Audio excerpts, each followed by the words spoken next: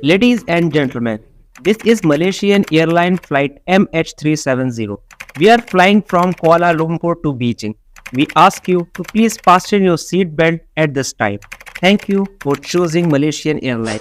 कुछ ऐसा ही अनाउंसमेंट किया होगा मलेशियन एयरलाइन की फ्लाइट MH370 की फ्लाइट अटेंडेंट ने, जब 8 मार्च 2014 को इस फ्लाइट ने मलेशियन राजधानी कुआलालंपुर से चाइना की राजधानी बीजिंग जाने के लिए उड़ान भरी थी। लेकिन दोबारा ये फ्लाइट हैरत अंगेज तौर पर जमीन पर कभी भी लैंड नहीं हो पाई। अब इस लंबे चौड़े और बोइंग 777 जैसे एडवांस प्लेन को आसमान निकल गया या समंदर, ये अभी भी एक राज है जो शायद पक्की तरीके से कोई भी नहीं जानता। हालांकि अब इस हादसे को 9 साल हो चुके हैं, लेकिन फ्लाइट 370 की मिस्ट्री आज भी लोगों का दिमाग चकरा देती है। Breaking news tonight, a Malaysia Airlines flight. Among the greatest aviation mysteries of all time. Malaysian Airlines flight MH370 took off from Kuala Lumpur. Flight with 239 people on board, as so many wanted answers when there were none.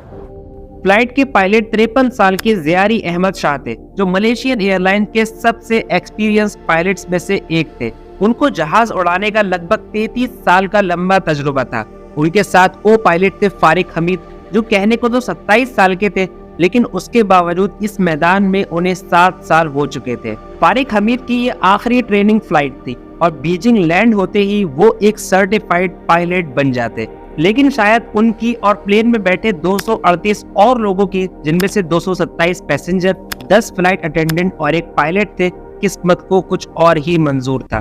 उस दिन इंसानों को कुदरत की तरफ से MH370 की शक्ल में एक पहेली दी जानी थी, एक ऐसी पहेली जिसको 9 साल गुजरने के बावजूद इंसान सुलझा नहीं पाए हैं। रात 12:42 पर यह फ्लाइट टेक ऑफ करती है और 27 मिनट तक सब कुछ ठीक ठाक चलता रहता है।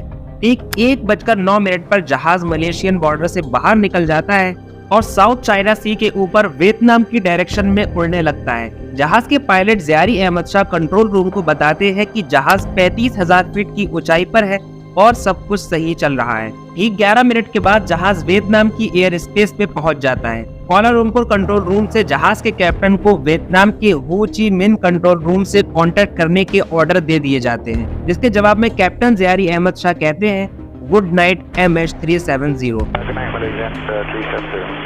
यहाँ तक सब कुछ वैसा ही होता आ रहा है जो एक नॉर्मल रूटीन फ्लाइट में होता है, लेकिन चीजें यहाँ से बिगड़ना शुरू हो जाती हैं। कैप्टन ज़ियारी अहमद शाह की आवाज में कहा गया ये गुड नाइट आखिरी आवाज थी जो इस प्लेन से सुनी गई थी। वियतनाम की एयर स्पेस पे पहुंचने के सिर्फ 30 सेकंड के बाद जहाज रडार से अचानक गायब हो जाता है। ये बात मलेशियंस के लिए तो आम बात थी, क्योंकि उन्हें लगा कि जहाज फिलहाल वियतनामी रडार्स पर शो हो रहा होगा। लेकिन कहानी तब खराब हुई जब MH370 वियतनाम की रडार से भी गायब हो गया। लगभग 18 मिनट तक वियतनामी कंट्रोल रूम की तरफ से फ्लाइट 370 को कांटेक्ट करने की कोशिश होती रही, लेकिन सामने से कोई जवाब नहीं आया। आखिरकार 18 मिनट के बाद वियतनामी अथॉरिटीज ने मलेशियन अथॉरिटीज को ये खबर दे दी कि फ्लाइट 370 गायब हो चुकी है। रूल्स के हिसाब से तो सर्च ऑपरेशन 1 घंटे में शुरू कर देना चाहिए था, लेकिन 4 घंटे मलेशियन अथॉरिटीज ने बर्बाद कर दिए और उसके बाद सर्च ऑपरेशन की कॉल दी। अब ये देरी क्यों हुई, इस पर भी सवाल बनता है।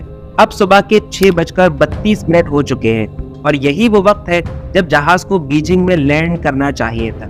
एक उम्मीद थी कि शायद टेक्निकल एरर की वजह से जहाज रडार पर शो नहीं हो रहा होगा और वो सही सलामत बीजिंग में लैंड हो जाएगा, लेकिन इन उम्मीदों पर भी पानी तब फिर गया जब बीजिंग में भी फ्लाइट का कोई अता पता नहीं मिला। अब फौरन जहाज को ढूंढने की कोशिशें शुरू कर दी जाती हैं। इतिहास का सबसे बड़ा और सबसे महंगा सर्च ऑपरेशन शुरू हो चुका था।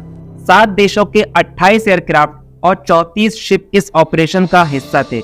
यह ऑपरेशन समुद्र के सरफेस के अलावा उसके अंदर भी चलाया गया था, क्योंकि एक ऑप्शन ये था कि जहाज समंदर के अंदर क्रैश कर गया होगा।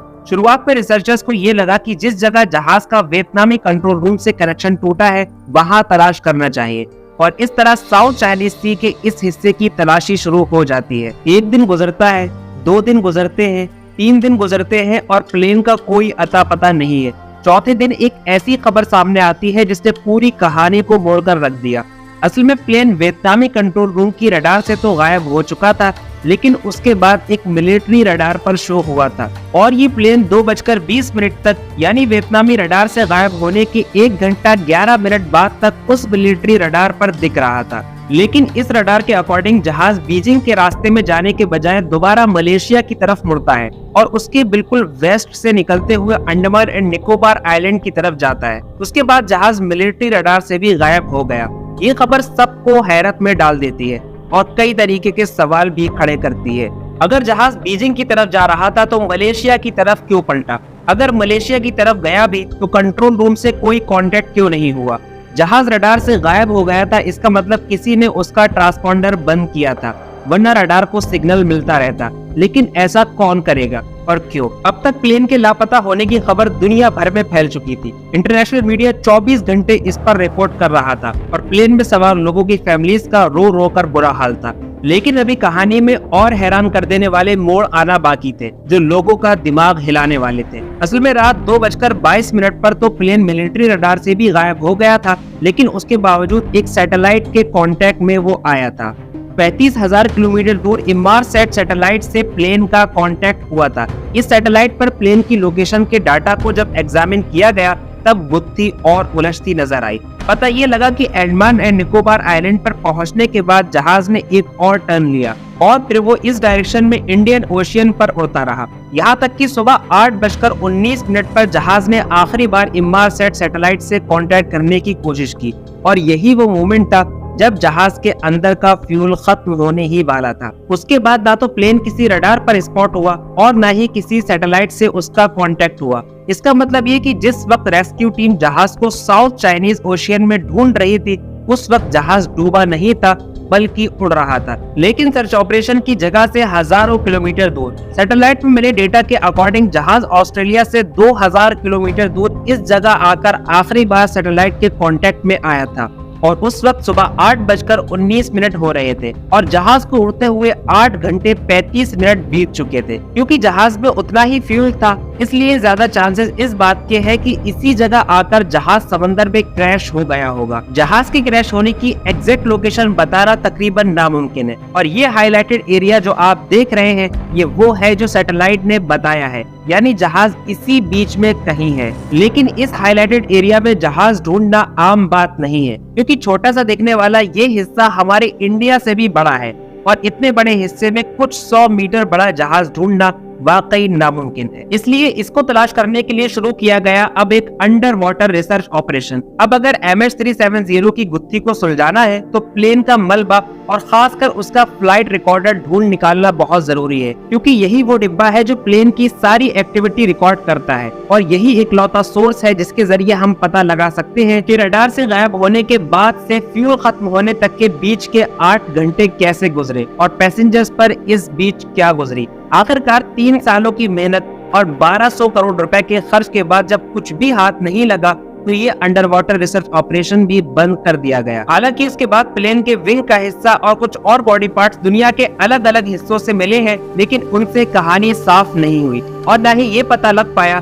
कि प्लेन किस जगह मौजूद है। कुछ रिसर्चर्स ये बताते हैं कि MH370 अभी भी समंदर के 4000 मीटर अंदर उसी जगह पड़ा है जहां उसने आखिरी बार सैटेलाइट से कांटेक्ट किया था, लेकिन ये गहराई उतनी ही है जितना टाइटैनिक के मलबे की गहराई है। अब अगर उस जगह से प्लेन और खासकर उसके फ्लाइट रिकॉर्डर को तलाश कर लिया जाता है तो इस रात से पर्दा उठ जाएगा कि उस रात MH370 पर क्या हुआ था। वैसे टाइटैनिक का मलबा ढूंढने में तो इंसानों को 74 साल लग गए थे। अब MH370 का मलबा ढूंढने में कितना टाइम लगेगा, इसका जवाब तो फ्यूचर में ही छुपा है। चलिए अब इस वीडियो को यहीं खत्म करते हैं, इस उम्मीद के साथ कि वीडियो आपको पसंद आई होगी। आप देख रहे हैं इनलाइटेन लड़का, uncover the past, explore the present and dive into future।